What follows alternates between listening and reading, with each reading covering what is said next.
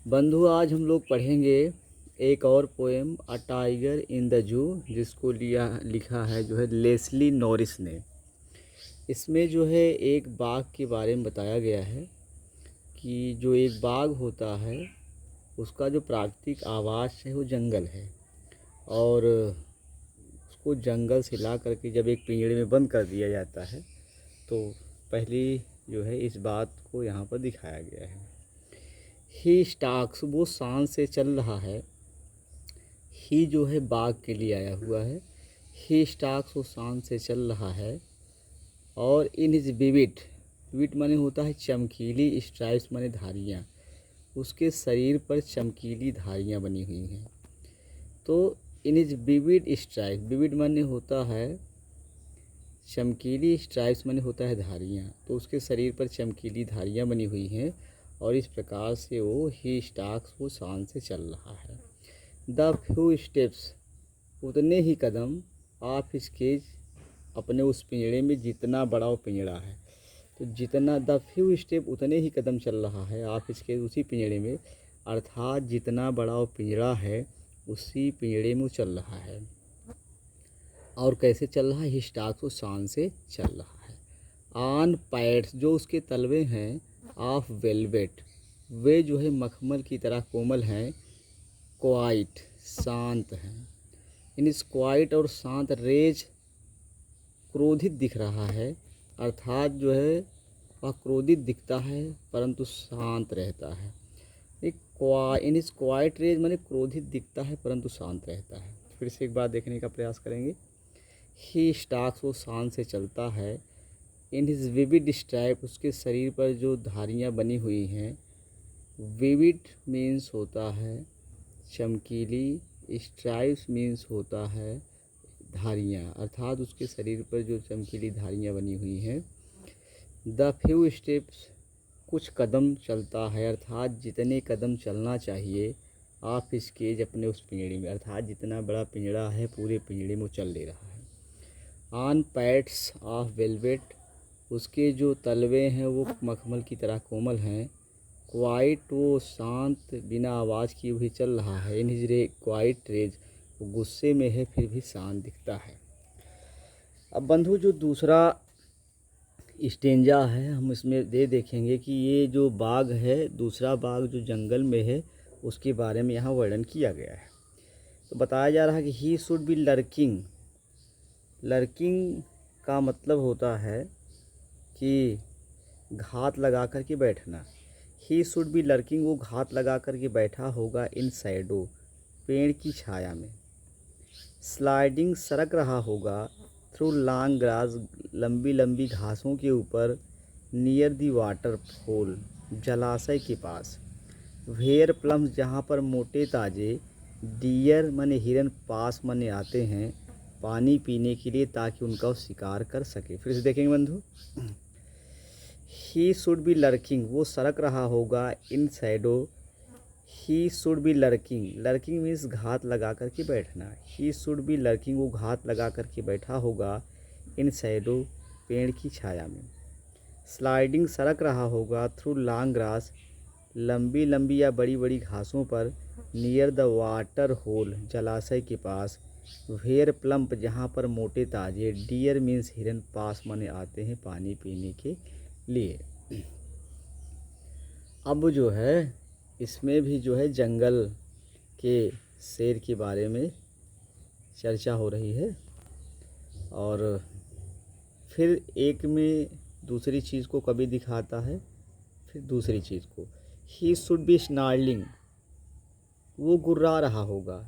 Snarling माने होता है गुर्राना। ही शुड बी स्नार्लिंग, वो गुर्रा रहा होगा, अराउंड हाउसेस, घरों के आसपास, घरों के चारों तरफ। एट द जंगल्स माने जंगल के, एज माने छोर पर, तो जंगल के छोर पर स्थित घरों के चारों तरफ वो गुर्रा रहा होगा। बेरिंग हिज वाइट फैंक्स, अपने सफ़ेद तीज दाँतों को दिखा रहा होगा। हिज क्लाज, अपने पंजों को दिखा रहा होगा। अटेराइजिंग माने आतंकित कर रहा होगा, द विलेजर माने गांव वालों को। फिर से देखेंगे। ही शुड बी स्नार्लिंग, वह गुर्रा रहा होगा, अराउंड हाउसेस, घरों के आसपास। घरों के चारों तरफ या आसपास वो गुर्रा रहा होगा। एट द जंगल्स एज, जंगल के छोर पर बने हुए जो घर हैं वहाँ पर। बेयरिंग हिज वाइट फैंक्स, अपने सफ़ेद 30 दांतों को दिखा रहा होगा। हिज क्लाज, अपने पंजों को दिखा रहा होगा। टेरराइजिंग माने आतंकित कर रहा होगा, विलेज माने गांव वालों को। तो चलिए बंधु, हम जो है अब अगली पोएम को फिर यहाँ पढ़ रहे हैं और थोड़ा सा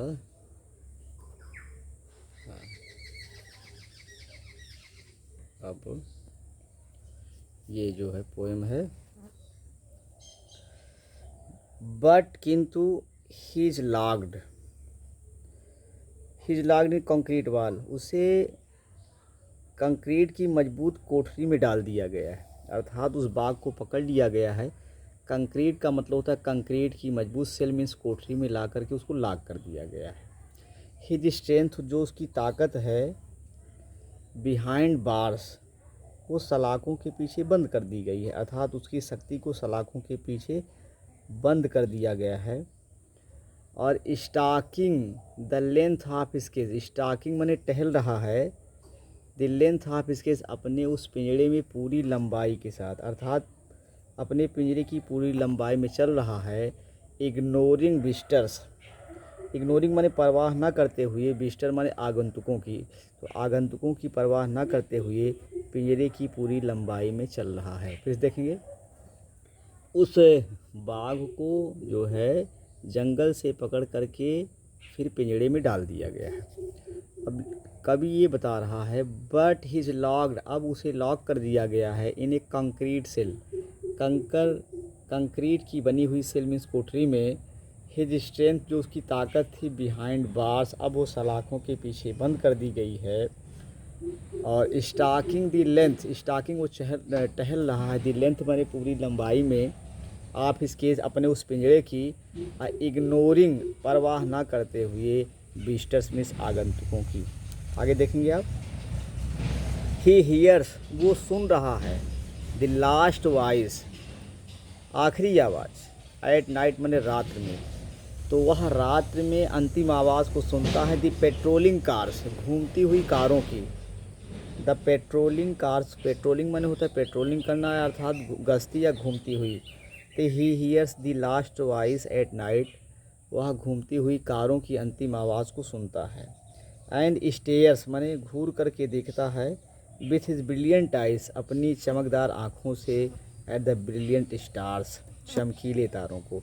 तो यहाँ पर एक बार ब्रिलियंट को ये दिखाया गया है चमकीली आँखों से, और एक बार ब्रिलियंट को दिखाया गया है चमकीले तारों से। फिर से एक बार देखेंगे बंधु, he hears the last voice, जो आखिरी आवाज़ को सुनता है, एट नाइट रात्र में, अर्थात रात्र की आखिरी आवाज़ को सुनता है। द पेट्रोलिंग कार्स, घूमती हुई कारों की। एंड स्टेयर, फिर घूर करके देखता है, विथ हिज ब्रिलियंट आइज, अपने जो है चमकदार आँखों से, एट द ब्रिलियंट स्टार्स, चमकीले तारों को। तो बंधु ये जो पोएम थी a tiger in the zoo, जिसको लेस्ली नॉरिस ने लिखा था, ये पोएम कैसी लगी? तो अगर आपको ये पोएम अच्छी लग रही है तो आप हमारे चैनल को लाइक करें, सब्सक्राइब करें और अच्छी से कमेंट करें। धन्यवाद बंधु।